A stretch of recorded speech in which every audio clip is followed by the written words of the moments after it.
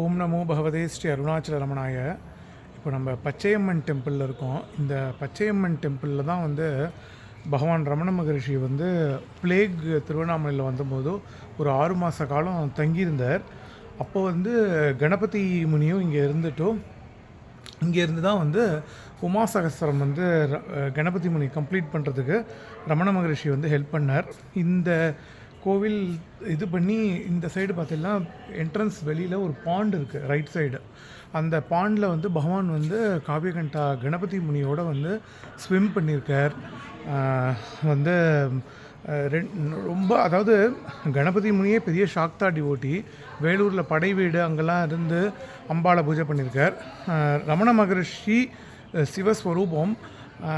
அந்த சிவஸ்வரூபமாக இருக்கிற ரமண மகரிஷிகிட்ட காவியகண்டா கணபதி முனி அவரோட அனுகிரகத்தினால இங்கே அந்த உமா சகஸ்திரம் அப்படிங்கிறத எழுதி பூர்த்தி பண்ணுறதுக்கு பகவான் ஹெல்ப் பண்ணார் அப்படின்னு சொல்லிட்டு ஒரு ஐதீகம். அதுதான் இப்போ இந்த கோவிலில் இருக்கும். நமோ ரமணா.